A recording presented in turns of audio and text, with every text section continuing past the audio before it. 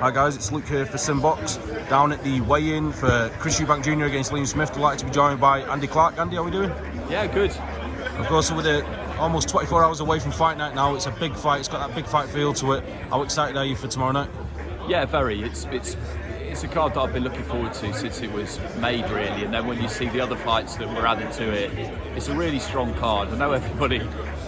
Stacked undercard is a phrase everybody uses for every card they put on, but I think this lives up to that, because the fights outside of the main event are really good, and the main event I've been flip-flopping in my head constantly over the last few weeks, and most people I know have, and that's always the best sign, isn't it, that no one's absolutely sure what's going to happen. I'll be interested to see them on the scales, because obviously Liam's should be comfortable enough at the weight. I mean, he did look like it was hard work, didn't he, towards the end at super welter.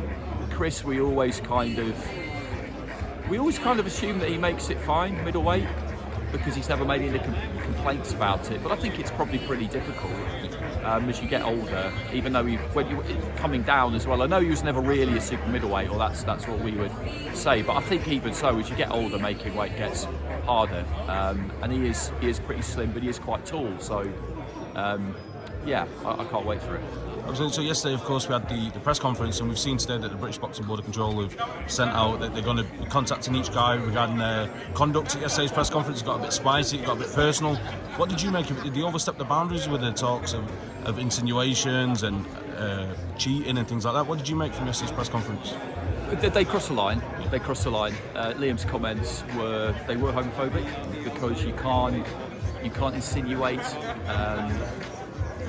You can't make an insinuation about somebody's sexuality in such a way as you're trying to use it as an insult. You just can't do that. There's no, you just can't do that. And it's correct that people picked up on that, and it's correct that something should be done about it. Because we understand that they're cutting weight and they're getting nearer to fight night, and things can get out of hand, things can escalate, and all of that.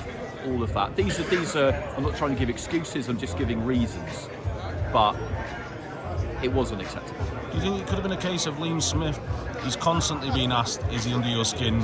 Is Chris Eubank Jr. under Liam's skin?" Do you feel like he had to, in his head, put on a performance yesterday and kind of bite back a little bit with Chris Eubank and show him that he's trying to play mind games as well? Do you think that could have played a part into what he was saying? Yeah, I mean, there's.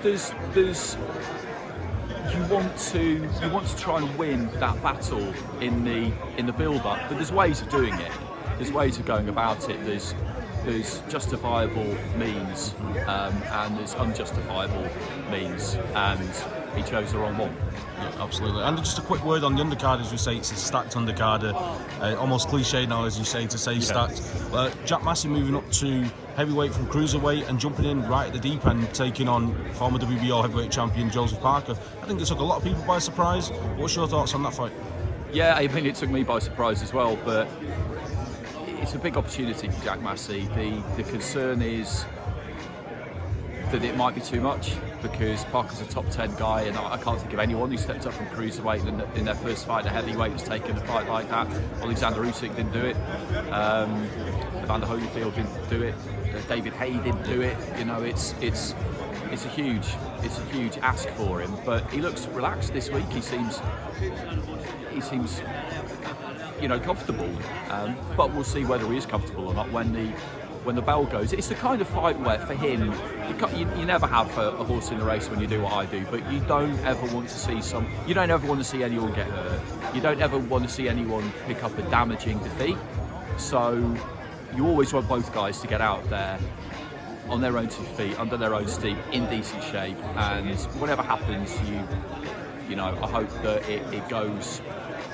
That it proves to be a risk worth taking, basically. And whether he comes back down to cruiser or whether he stays up there, but imagine if he wins. And it's a long shot, but this can be quite a surprising business at times. Imagine if he wins. It'd be unbelievable. It'd be absolutely unbelievable. I found out from him yesterday that they have sparred. They haven't really talked about it in the build-up. A couple of years ago they did 6 rounds. He didn't really say anything about it.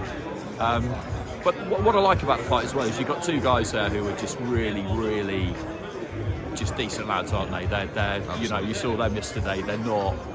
There's a bit of humour there. There's plenty of respect there. And yeah, we'll see what happens.